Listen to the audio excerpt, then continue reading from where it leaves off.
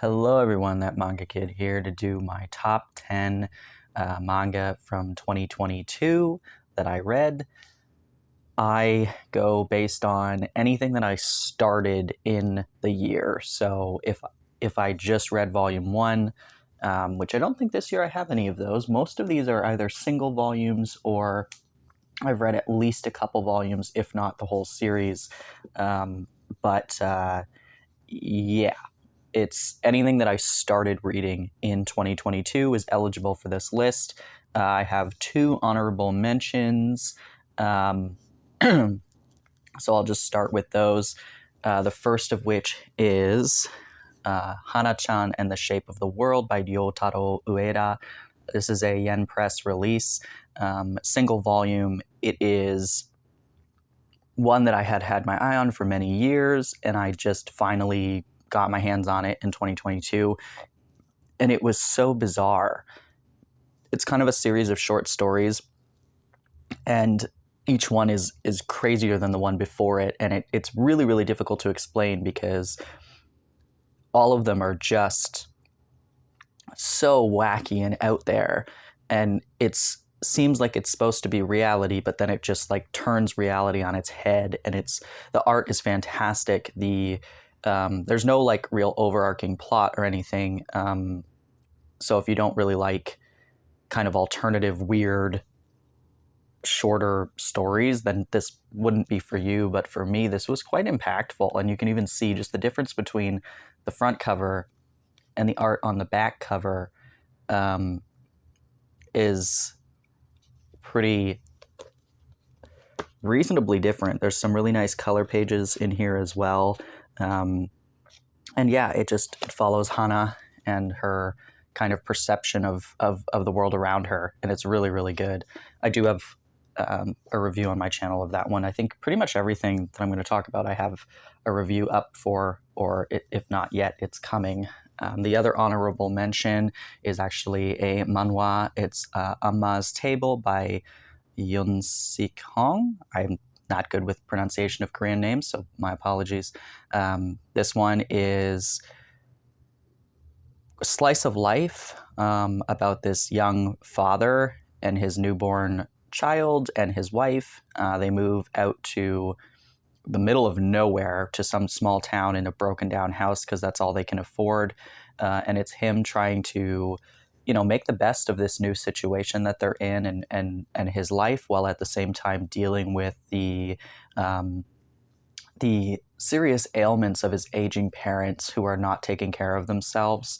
And so he continuously has to go back to the city to try and take care of them, take them to their doctor's appointments. And it's him kind of all of this resentment that he's built up around his parents and the way that they've treated their bodies and the way that they've treated life in general, and how now he's trying to start his life, but he feels like they are dragging him down because of their behavior and choices. And so, but at the same time, the whole point is that he is remembering his mother and the meals that she made for him and his brother when they were younger. And he wants to translate that love of food and love of your family through food to his family now. So it's, reminiscing about who his mom used to be versus who she is now, and how that, is really weighing on him. It was a really beautiful story with gorgeous, gorgeous artwork.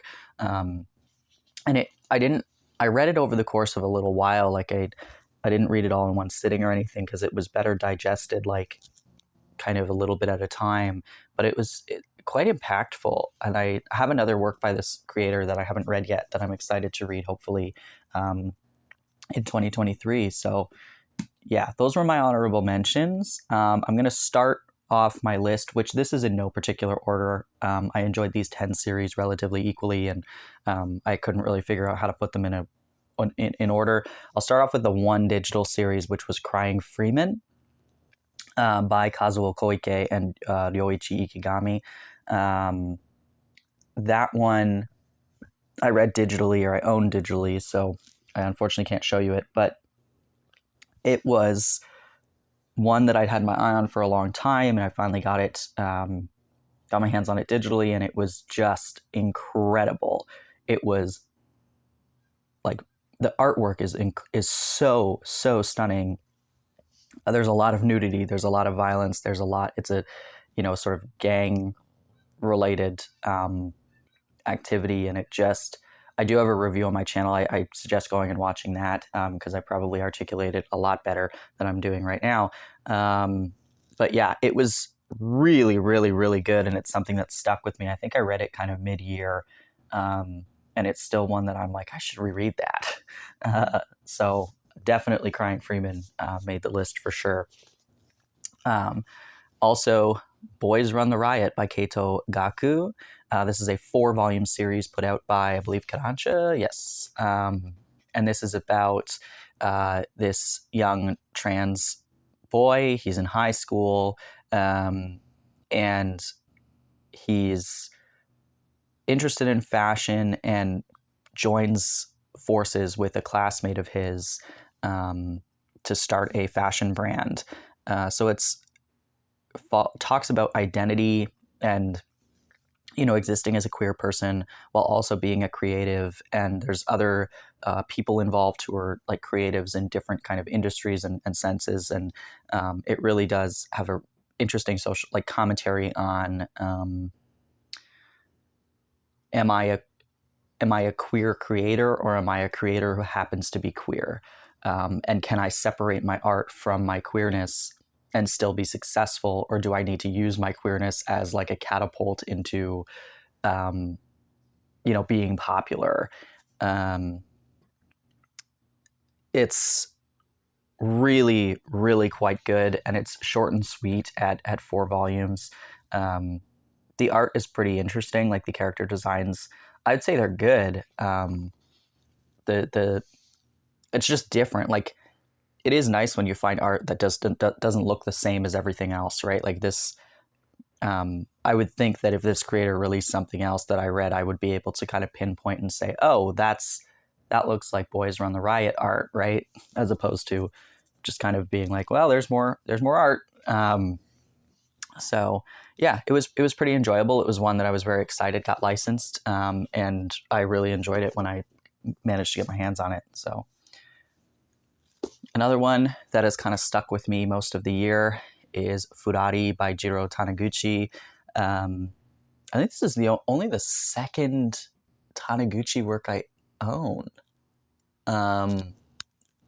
which is a shame because I enjoyed The Walking Man and I really enjoyed Furari.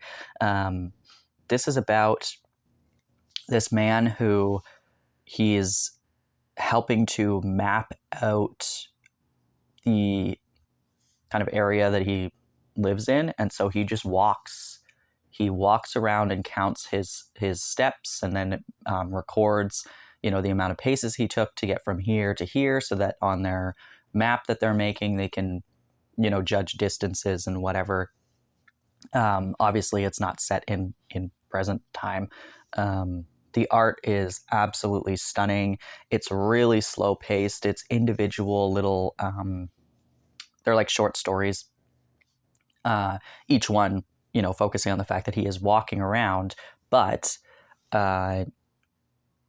he's observing his surroundings. He's very taking things in as he sees it, and it was a really nice one. I read it outside. I just lounged outside and read it over the course of a few days, I think, and yeah, it's just kind of stuck with me, and it's another one that I'm like, I should just reread that. It was such a feel good, and at this point in my life, I'm like, I need something that just makes me like relaxed and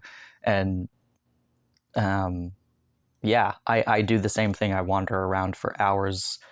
He has a purpose. I'd walk without a purpose, but it was just like, oh yeah, I do similar things. I pay attention to the people I pass by. I pay attention to the buildings and the weather and the nature and all that kind of stuff. And it just felt really good. I also really liked the relationship between him and his wife. I thought it was quite sweet. So yeah, that one was very good. Changing gears entirely, we've got Mad K or Matic, I don't know how to pronounce it, by Ryo Suzuri. This is a Sublime release, 2 volumes out, and this is a story about a boy who his fetish is eating people, and so he manages to summon a demon, and his wish is granted. He gets to have sex with and eat the demon, but in return, the demon is going to take him to hell. So, thus starts the adventure of our main character going to hell and becoming a demon, and I guess trying to climb his way up the ladder of the demon world. It is very gruesome, as you can probably imagine. It is obviously a BL series, but this is like eroguro, like grotesque stuff, and I loved every second of this, of both volumes that I've read so far. And volume 2 is quite thick. This one's just kind of regular size, but the art is just phenomenal. And these characters are so captivating. I don't know their motives. I don't know what they're up to. Like, I can't wait to find out what they're doing. Like, why are they doing the things that they're doing? What is the end goal here? Because they're just like, they're all demon. Like, they're all horrible. But they're still likable, which is weird. Like, it's just weird, but I'm very excited. And I realized that this creator has another work, which I think is a one-shot, either out or coming out. And I immediately saw the artwork and went, oh, that's the same creator. So I'm very excited to read something else by this person as well, because I'm like, this has stuck with me. And I'm pretty sure I've read this already a couple of times, this first volume, because I just can't wait for the next one. Next up, I think I read like 12 or 13 so far volumes of Beck, Mongolian Chop Squad. I did buy, this is a Japanese volume, this is randomly volume 8 because it was the one that was closest to me when I was trying to grab volumes for this video. I bought the whole series in Japanese, so I have all 34 volumes of it in Japanese because unfortunately it was never finished in English. But I read the first 13 so far, I think digitally, because I own them digitally. And I went, well, I need to finish this series. So I bought it in Japanese. This is a series obviously about music. It is about this young boy, I think he's in middle school. He starts getting into music. He meets this kind of crew of older boys that are high school boys, who kind of take him under their wings, sort of reluctantly, but they see something in him, and he joins their band, and he's trying to become a guitarist, but he also has a really beautiful singing voice, and it's just really, really good. There's also a lot of violence in this series. There's some underlying like gang activity that's going on as well, and some kind of mysteries around one of the characters who lived in New York, or lived maybe not New York specifically, but lived in the States for a while, who has now recently come back to Japan. There's romance. It has everything. Like, it has action, romance, music, drama, like feel good moments of like triumph of youth, and it's really, really incredible. I own the anime and I watched it a couple times over the years, and it's a series that really, really sticks with me. And reading the manga, like, I just can't believe this was never finished. I know obviously Tokyo Pop went under at the time, but I just can't believe nobody picked it up to release it physically, because to me it's a masterpiece. And I obviously haven't finished it yet, so I guess I can't really say that, but from what I've read, like, it's so compelling and so gripping, and even if you can't hear the music, like, you still really feel it because of their, like, you can see the passion on their faces, and it just, like, it's so, so good. So yeah, that was definitely a favorite of the year. Then I also really, really enjoyed Welcome Back, Alice by Shuzo Oshimi.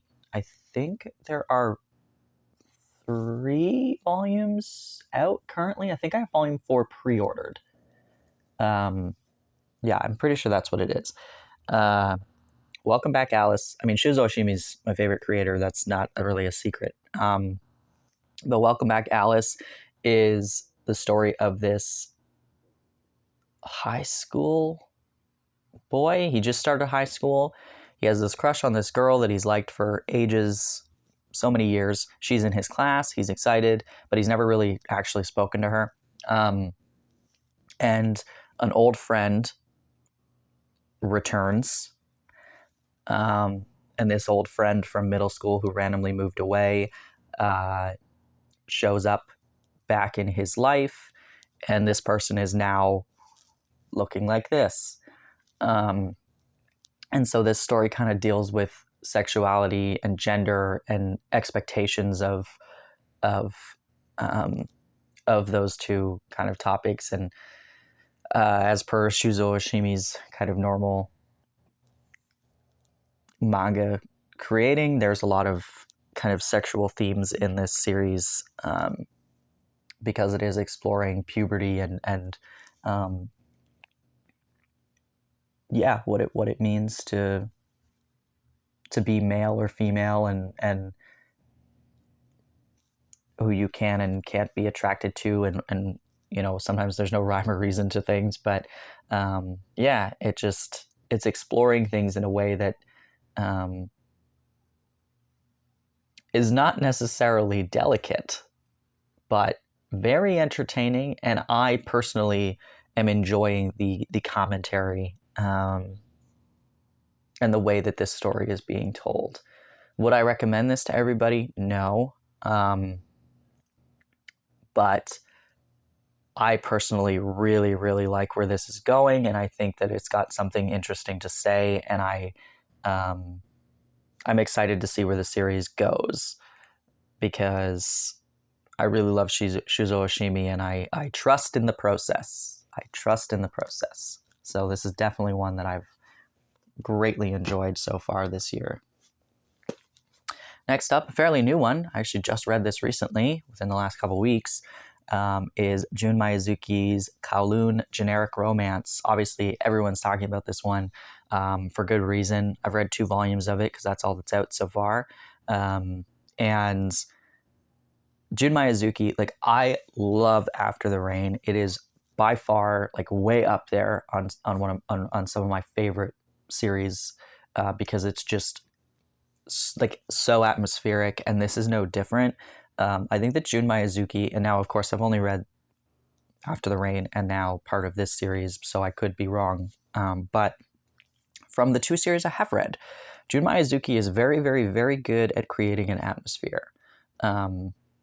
And it's really all-encompassing as you read this. And obviously the setting, because Kowloon is the city that they live in, obviously the setting is very, very important in this series. And so the atmosphere of this city and the nostalgia of it, which is a theme that is brought up quite often, is very important to nail. And I think that Jun Miyazuki nails it.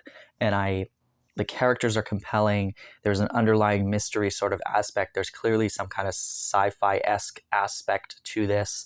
And it's just really, really interesting.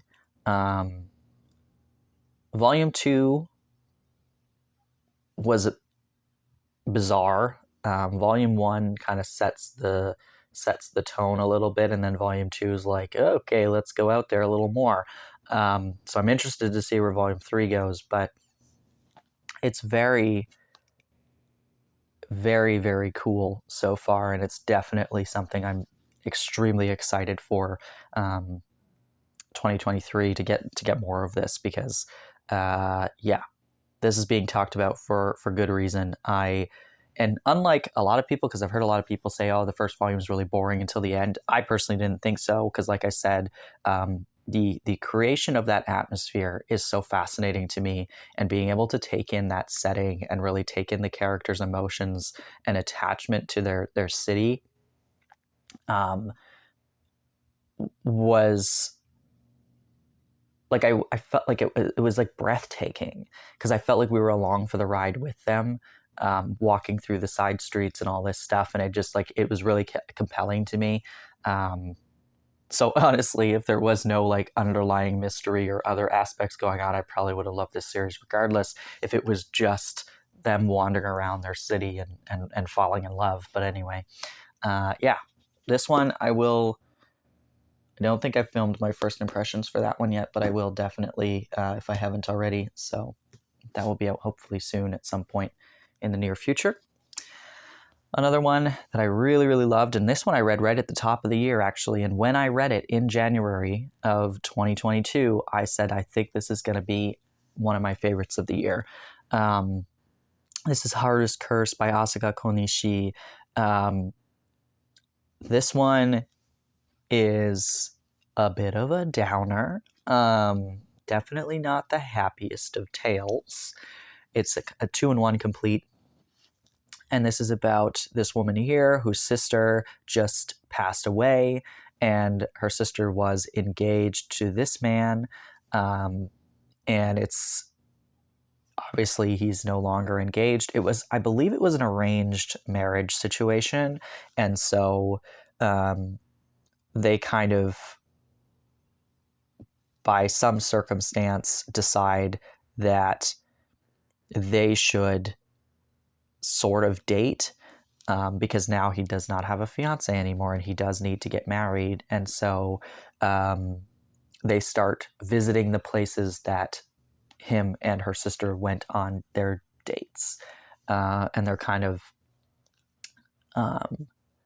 backtracking and piecing together what the relationship was between him and the sister. And it's kind of obviously taboo. Like, she literally just died, and now, to everybody else, it's like, oh, you're dating the guy that your sister was engaged to. That's a little weird. It's a very interesting dynamic. And it's really, in my opinion, really beautifully told.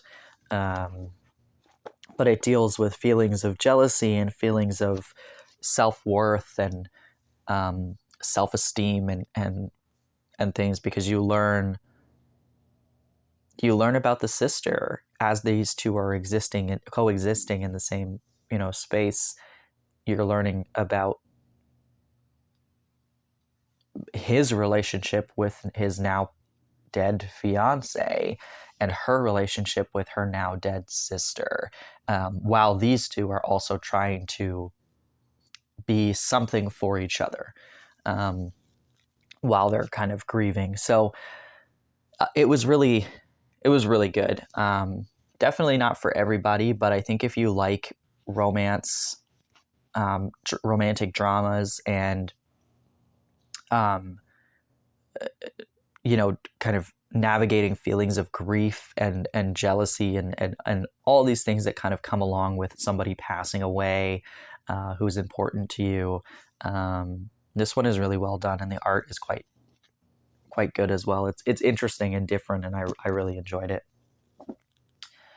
Next up, I've got Robo Sapiens Tales of Tomorrow, and this is by, oh my gosh, I can't read that, Toranosuke Shimada.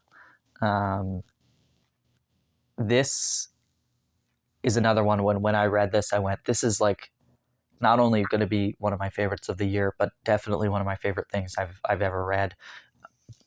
Again, this is all in one volume. This is released by Seven Seas, and it is kind of interconnecting short stories about artificial intelligence and robots. And we follow, I don't think it's actually in order. I think it kind of jumps around timeline-wise, but we're basically following these scenarios of humans coexisting with robots, and then the demise of humanity on Earth, and the robots kind of just still existing, and different snippets of time, and how robots have kind of integrated themselves into society, and then also, how they're kind of left behind, used, and then left behind by humanity. It's really, really impactful. And the art is really different. It's kind of alternative, which I love. And yeah, I think impactful is the word for this. I felt very like like sort of sad while reading it, because you kind of it throws humanity and our ways kind of in your face about like this is the path we're going down at the moment, and this may be our future, uh, maybe not in my lifetime, but somewhere down the line. uh, and yeah, it's really obviously touches on the topic of like do these robots have feelings? If we've created them to look exactly like humans and uh, you know manufacture them to show emotion or whatever, or are they just there to serve a purpose for what we created them for, and that's it? And then when they can't do that anymore, like they're garbage. Where's the line there? And so this one is absolutely incredible. I highly, highly recommend reading this. Just really stunning and beautiful release. It's oversized, it's heavy, it's this like gorgeous metallic sort of cover. It's awesome. And finally, I've got Talk to My Back by Yamada Murasaki. I think this is drawn in quarterly. Of course it is. This is another one. As I was reading it, I went, this is so incredible. Absolutely one of my favorites. This is a Gekiga title written by one of the few female Gekiga creators who managed to make their way onto the scene. And this is a very, very realistic depiction of a young mother and her relationship with her young daughters, and her husband, who is pretty much just at work all the time.